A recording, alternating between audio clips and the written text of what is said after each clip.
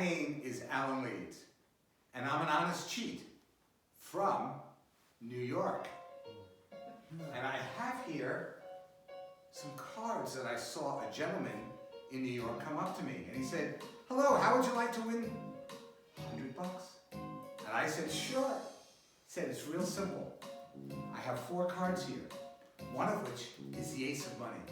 And if you can find out where that ace of money is, you get $100. As a matter of fact, to make it easy on you, what I'm going to do is put one of those cards down. So all you have to do is follow the ace among 2 cards. Here we go. I take the ace of money, I put it between the cards, and I show you the bottom card, and that is blank. And the next card, of course, is the ace of money. That's right. And the last card, of course, is blank. And he said, "Okay, find the ace of money. Where do you think it is? Ma'am, where do you think it is?" In the middle. In the middle. And that's what I thought. He said, "Oh, you're so close, but it's not one of these. It's the one on the table, because that's the one you have to watch." I know, you're smiling. I lost $20 on that. So he said, "I'll tell you what I'll do. I'll let you try it again, but I'm going to give you $200 this time. Watch carefully." He takes the ace, puts it between. He said, "Watch. The bottom card is blank. The next card is the ace of money. That's right. And then the bottom card, of course, is blank." And he said, "Okay, where do you think for $200 the ace of money is?" "Sir, where do you think it is?"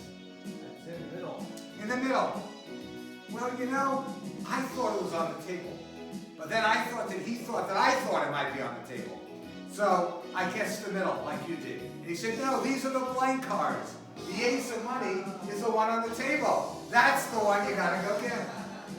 And you're laughing, I lost another $20. But he said, "You know, it's getting late. I want you to win. I've earned a lot of money today. So I'm gonna give you $400, and I guarantee it's gonna be one of these cards." I said, "Well, sure," he guaranteed it. He said, "By the way, give me another $20.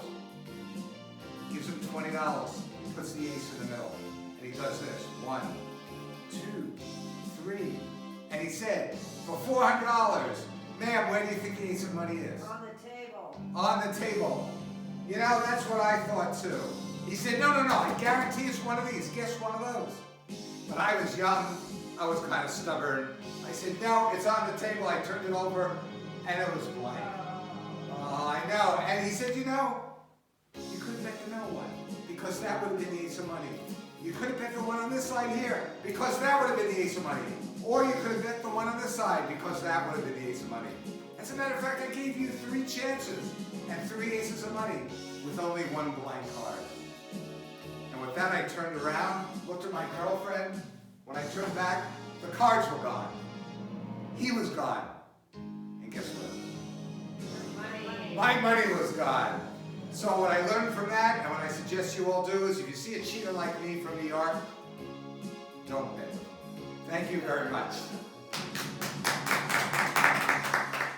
So I decided that I didn't really want to swindle people. I'd rather add value to them as a magician. So who here can I add value to? Sir, do you have a bill on you? Do you have I do. a bill on you? Okay, why don't you come up here? And your name is? It's gone. Gollin. Thank you. Say hi, Gollin. Hi, Colin. Come back a little bit more. And what kind of bill do you have? 50, 100? 20. A 20. Okay, that's fine.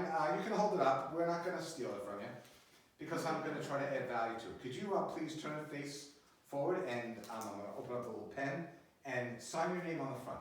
Okay. Yeah, initials or something to show it. Okay, I'll take this back here, and those are your initials. And notice he signed it and put a signature, a circle around it, right? That is true. That's good. That way I'm sure that we know this is your bill. Yes. Okay, this is what we're going to do. We're going to take the bill, and I'm going to fold it in half. Notice my fingers do not leave my hands. Very important for the magician. I'm going to fold it again.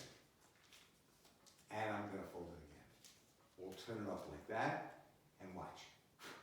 Snap my fingers, and for your pleasure, I'm going to change the bill into a $100 bill. Let's give Gollin a hand for having $100. Congratulations, Gollin.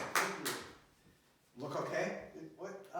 It's $100 on on the back, but, Oh, I didn't explain. This is a genuine imitation bill. So on the back, it's real, but on this side it has a beautiful picture of me. So that's why it's a genuine imitation bill, and that's for you. oh, thank you. Oh, well, you know what I have? I have something for you here. I have actually a genuine souvenir holder for your bill. So not only did you get the bill, but you get a souvenir holder. Let's give Alan a hand for participating. Isn't that great? Thank you very much. Your seat is over there. Thank you very much. Okay.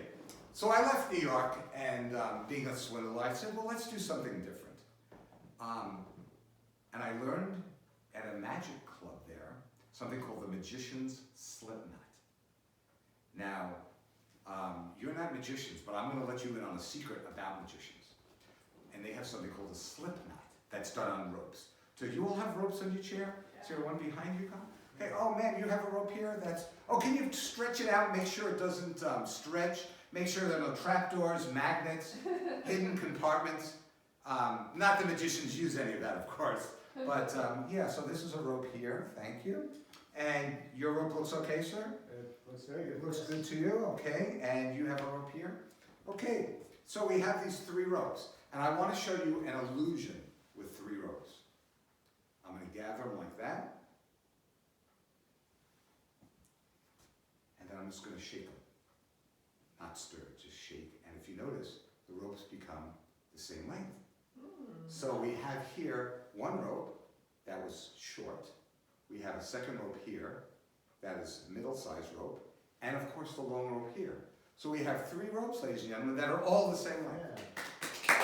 You don't look convinced. I know that makes sense because I have 3 ropes and you only have 2 eyes.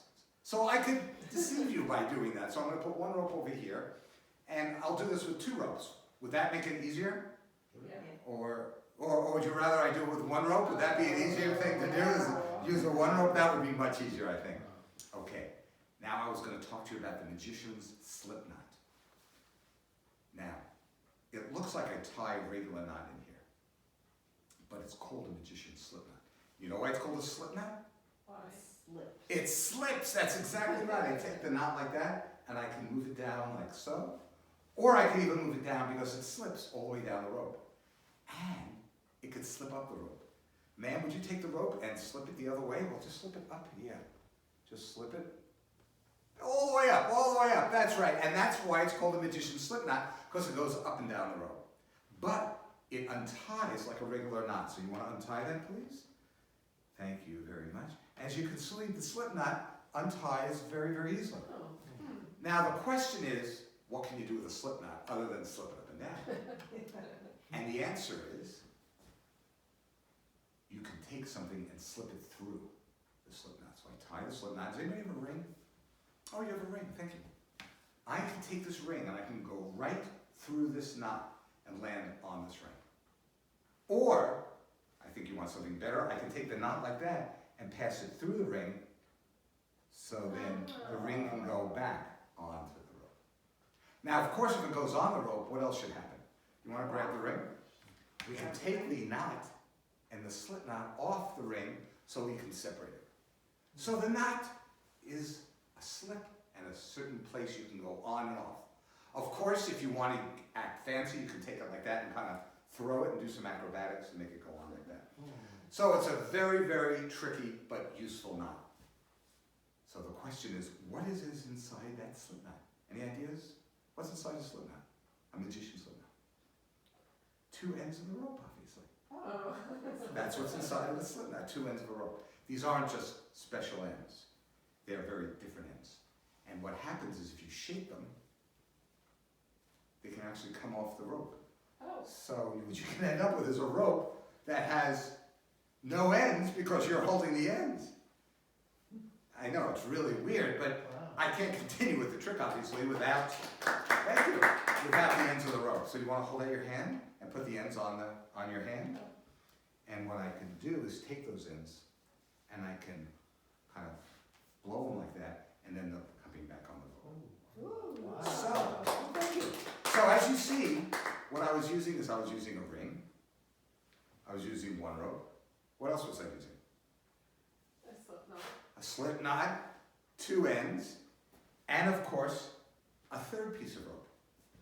And if you remember how long these pieces of rope were, you want to hold on to this one? Sure. How long were these pieces of rope? Long. We had one long, one short, and one in between. Wow. And that is the story, and that is the short, long of my magic audition. So thank you very much. Thank you.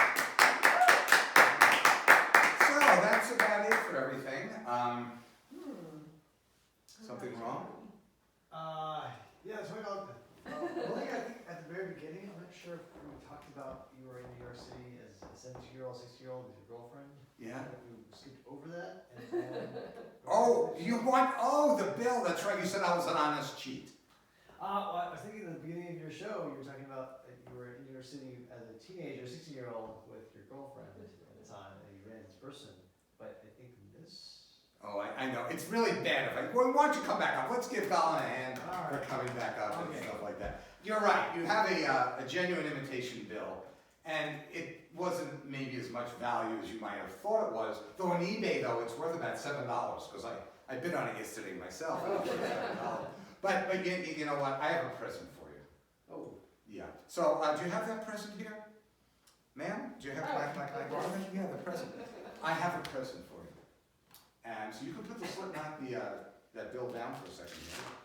And I have some things for you here. I have here a knife. Oh, you can take the knife. And I have here something I got from the grocery store for you. Would you trade that bill for what present I have that I got in the grocery store? Yes, yes, I would. You would. You didn't like that bill very much. But what I have inside here is I have a lemon. Don't worry, it's an organic lemon. And it's a really nice organic lemon. And let me show you what I can do with that lemon. I can take this. Could you hold on to this? Put this over your hand. Watch carefully. Okay. I'm going to take the lemon, organic lemon, and I'm just going to cut it. And you just stay right there. I just want to show people what's inside the lemon, which is Oh. a bill. Maybe not your bill, but definitely a bill. So can everybody see that the bill is inside the lemon? Yes, it's all wet. So what I'd like you to do now is take out the bill, Smells. and you want to open it up. Just dry it out. Let's open it up a little bit. And it is a $20 bill, right? It's a $20 bill. Yeah. And what does it have on it? Wow, it has my initials on it. Yes! Oh. Wow. So, it has the GH initials circled. Yes. So, Colin, what you get a scented, genuine signed bill. You get that genuine imitation bill. Oh, it's both? And you get all this applause. Thank you very much, Colin. Thank you very much. And thank you all for coming. Thank you. Yes, thank you. Thank you.